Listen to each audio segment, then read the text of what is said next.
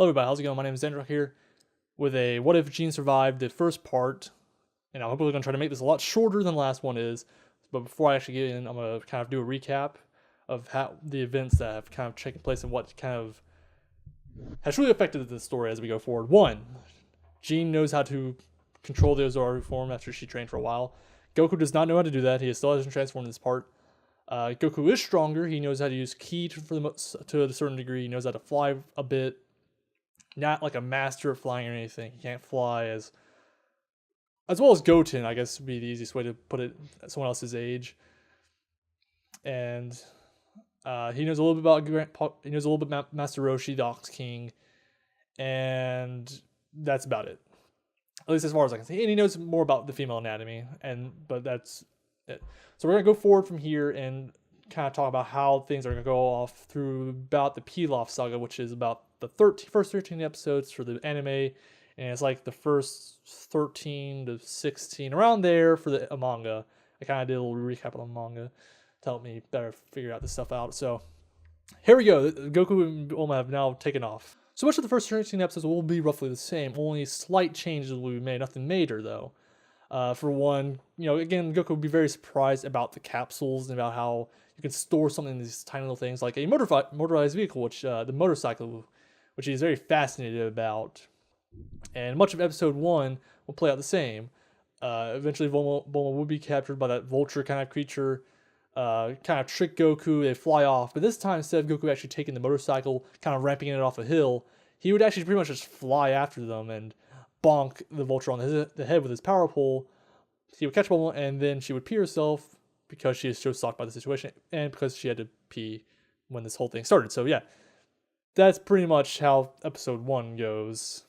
As far as episode 2 goes, Goku would actually know, for the most part, what an actual bath is. He still might not know what all the, he might not know what soap and stuff like that is, but he still knows how to some form of hygiene. And secondly, one of the biggest things I didn't realize until I watched the episode is that he would not think Bulma's Dragon Balls are gone, if you know what I mean.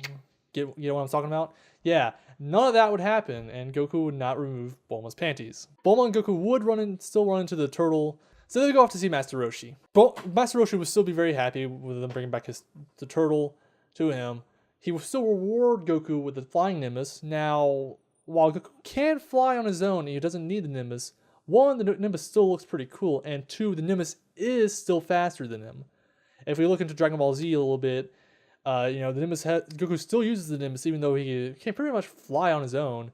But he still uses the Nimbus, 1, to conserve a bit of energy, and 2, because the Nimbus is pretty fucking fast. Then we get to Bulma, who would ask for the Dragon Ball. And this is where the biggest change comes in. When Master Roshi asked Bulma to see her panties, she would flash up, but instead of being bare down there, she would still have her panties on. She still probably had to flash a few times because Master Roshi still would have been pretty hesitant about handing over the Dragon Ball, but in the end, he would do it. He would still hand over the Dragon Ball. And Goku would actually introduce himself since Goku probably is familiar with the Master Roshi, when he introduces himself, there was kind of this little dialogue of how, Goku is the son of Grandpa Gohan, and Master Roshi, train him. So yeah, Goku kind of would learn that a little bit earlier. During the next part where Goku and Bulma arrive in that village that Oolong has kind of taken control of, Goku, for the first part of their chase, when they're chasing Oolong, wouldn't need the Nimbus. But I guess when Oolong kind of did that rocket transformation, Goku would get on the Nimbus and just kick it up. Nothing major there changes. Goku still catches Oolong, no problems. Nothing happens there. Another thing that would be changed is Goku's encounter with Yamcha. If you look at the original fight, Goku was definitely stronger, but you could probably argue that. I'd say Goku was stronger, but his biggest problem was he was very hungry. And while Goku would still be hungry here, the power difference at that point would just be too much, even if he's hungry. He defeats Yamcha very easily in the first encounter. Bulma does not, Yamcha doesn't see Bulma the first time during the first encounter. It's not until later when Yamcha is trying to sneak into their bus to try to capture the Dragon Balls for himself that he would actually catch Bulma in the shower, realizing, oh my god, there's a girl here. So yeah, the encounter with the Ox King would pretty much be the same. Goku would still be sent off to find Chi-Chi, the Ox King's daughter. And this time, instead of finding her and then tapping her on the crotch with his foot to see, oh, you are a girl, Goku actually knows, for the most part, what the difference between a man and a girl is, and probably is polite enough to ask instead of just doing.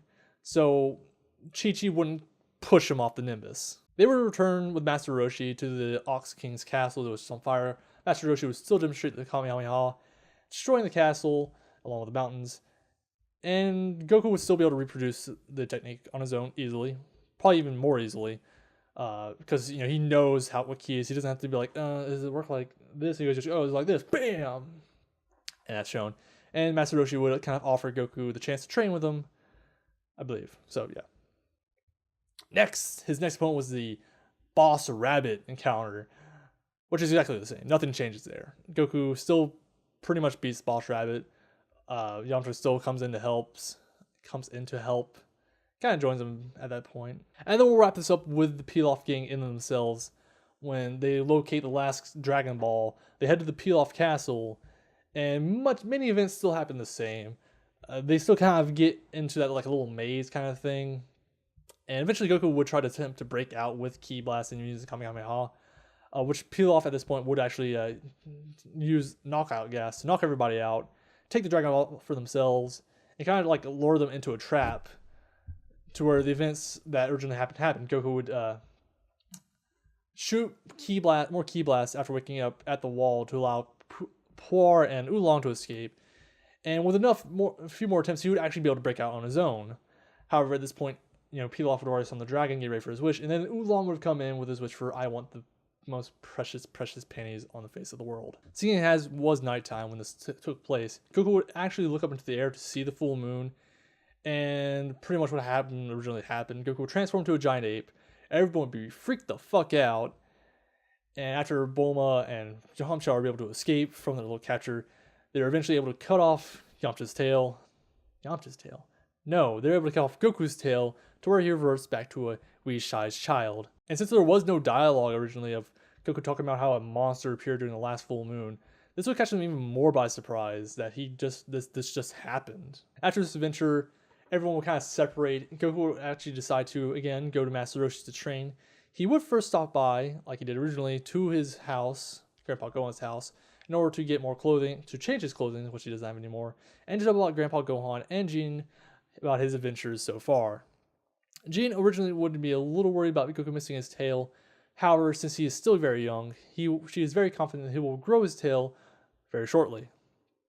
Or within time, at least. Gine would be sad to see Goku leave immediately after coming right back.